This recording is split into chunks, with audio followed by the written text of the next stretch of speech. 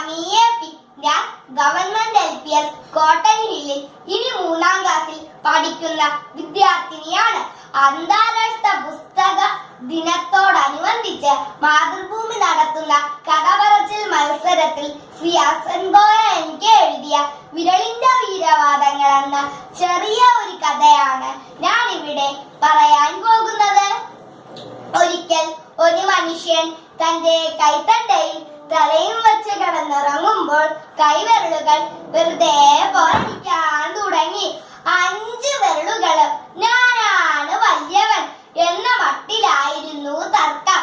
തള്ളവിരൽ പറഞ്ഞു, നിങ്ങൾക്കറിയില്ലേ, ഞാനാണ് നിങ്ങളുടെ എല്ലാം അമ്മ.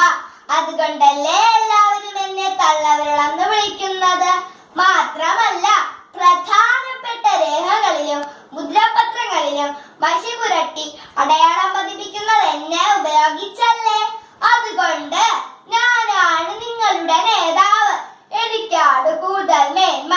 എന്നെ എല്ലാവരും അനുസരിക്കണം. ഓ, അതങ്ങ് പള്ളി പറഞ്ഞാൽ മതി. ചൂണ്ടുവിരൽ എന്നാണ് എന്നെ എല്ലാവരും പറയുന്നത്. ഏതൊരു വസ്തുവിനെ ചൂണ്ടിക്കാണിക്കുന്നതും തൊട്ട് കാണിക്കുന്നതും എന്നെ ഉപയോഗിച്ചാണ്. അവന്റെ എഴുത്തുകുത്തിന് ഞാൻ മുഖ്യ പങ്കാണ് വഹിക്കുന്നത്. എനിക്കാണ് കൂടുതൽ സ്ഥാനം. എന്നെ അനുസരിക്കുക. ചൂണ്ടുവിരൽ ഇത്രയും പറഞ്ഞപ്പോഴേക്കും നടുവിരൽ നടുക്കു ചാടി വീണു. എന്തോ വിട്ടിത്തമാ നിങ്ങൾ ഈ പറയുന്നത്? കൂട്ടത്തിൽ വലിപ്പം കൊണ്ട് മുതിർന്നവൻ ഞാനല്ലേ. മാത്രമല്ല, നിങ്ങൾ 4 പേരെ നടുവിൽ നിന്നാണ് ഞാൻ നിങ്ങളെ നിയന്ത്രിക്കുന്നത്. വലിപ്പമില്ലാത്തവർ വെറുതെ അല്പത്തരം പറയണ്ട. ഞാനാണ് തലവൻ. എന്നെ അനുസരിക്കുക. നടുവിരലിന്റെ വമ്പത്തരം കേട്ട് നിയന്ത്രണം വിട്ട മോതിരവിരൽ പറഞ്ഞു, നിങ്ങൾ എന്തൊക്കെ പറഞ്ഞിട്ട് എന്താ കാര്യം? മനുഷ്യർ ലക്ഷങ്ങളിലടുപ്പുള്ള സ്വർണവും രത്നവും പതിപ്പിച്ച മോതിരമണിയിക്കുന്നത് എന്നിലാണ്. അതിനാൽ തന്നെ നിങ്ങൾക്ക് ഉറപ്പിച്ചുകൂടെ, ഈ കൂട്ടത്തിൽ എന്തുകൊണ്ട് എനിക്കാണ് കൂടുതൽ മഹത്വമെന്ന്? മേലാൽ ഇക്കാര്യം പറഞ്ഞ് ആരും തർക്കിക്കേണ്ട. തിളങ്ങി നിൽക്കുന്ന ഞാൻ തന്നെ നിങ്ങളുടെ നേതാവ്.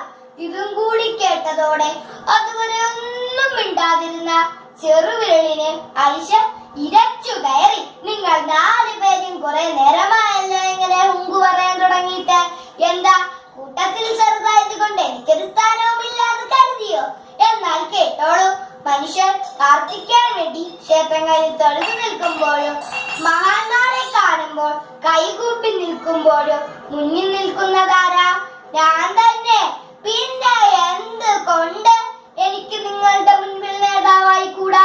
ചെറുവിരൽ അവന്റെ വീരവാദം പറഞ്ഞതോടുകൂടി മറ്റു വിരലുകളും അവരുടെ കേവത്തം പറഞ്ഞ് ഒച്ച വയ്ക്കാൻ തുടങ്ങി. അത് കേട്ടത് ഒരു ഉറക്കം നടിച്ചു കിടന്ന മനുഷ്യൻ ചാടി എഴുന്നേറ്റ് കൊണ്ട് ചോദിച്ചു, എന്താണ് ഇവിടെ? കുറെ നേരമായല്ലോ അങ്ങനെ കശപിശ തുടങ്ങിയിട്ട്. ഒന്നും തട്ടി. മനുഷ്യൻ ഉണർന്നതറിഞ്ഞ് 1 നിമിഷം വിരലുകൾ മിണ്ടാതിരുന്നെങ്കിലും തെല്ല് കഴിഞ്ഞ് അവർ മനുഷ്യനോട് ചോദിച്ചു, അല്ല, നിങ്ങൾ തന്നെ പറയൂ, ഞങ്ങളിൽ ആരാണ് കൂടുതൽ കേമൻ? വിരലുകളുടെ ചോദ്യം കേട്ട് മനുഷ്യൻ ആദ്യം ഒന്ന് ചിരിച്ചു. എന്നിട്ട് പറഞ്ഞു, നിങ്ങൾ ഓരോരുത്തരും ഇതുവരെ ഇവിടെ പറഞ്ഞ ഓരോ കാര്യങ്ങളും ഞാൻ കേട്ടു. അതെല്ലാം വളരെ ശരിയാണ്. നിങ്ങളിൽ ഓരോരുത്തർക്കും ഓരോ ഗുണമുണ്ട്, ഒന്നിനൊന്ന് വെച്ചം. പക്ഷെ നിങ്ങളിലൊരാൾ നഷ്ടപ്പെട്ടാൽ എനിക്ക് ജോലി ചെയ്യാനോ ഭക്ഷണം കഴിക്കാനോ പ്രയാസമാണ്. എന്തിനധികം ഒരു വിരൽ നഷ്ടപ്പെട്ടാൽ ആ കൈപ്പത്തിയുടെ ഭംഗി തന്നെ നഷ്ടപ്പെടില്ലേ? അതുകൊണ്ട് എല്ലാവരും ഒരുമിച്ച് നിന്ന് സ്നേഹിക്കുകയും സഹായിക്കുകയും ചെയ്താല് വിജയം വരും. കേമനാണെന്ന അഭാവത്തോടെ ഒരാൾക്ക് മുന്നോട്ട് പോകാൻ കഴിയില്ല. മനുഷ്യന്റെ മറുപടി കേട്ട് വിരലുകൾ ലജ്ജിച്ചു തല താഴ്ത്തി. നിങ്ങൾക്ക് ഈ കഥയിൽ നിന്ന് എന്താണ് മനസ്സിലായത്? ഞാനാണ് വലുത് എന്ന അഭാവത്തോടെ ആരോടും വഴക്കു കൂടരുത്. അത് ഗുണത്തേക്കാൾ ഏറെ ദോഷമാണ് ഉണ്ടാക്കുന്നത്. എളിമയുടെ പര്യായങ്ങളായ നമ്മുടെ രാഷ്ട്രപിതാവ് മഹാത്മാഗാന്ധി, മുൻ രാഷ്ട്രപതി എന്നിവരെ ഓർമ്മിപ്പിച്ചുകൊണ്ട് എന്റെ കൊച്ചു കഥ അവസാനിപ്പിക്കുന്നു.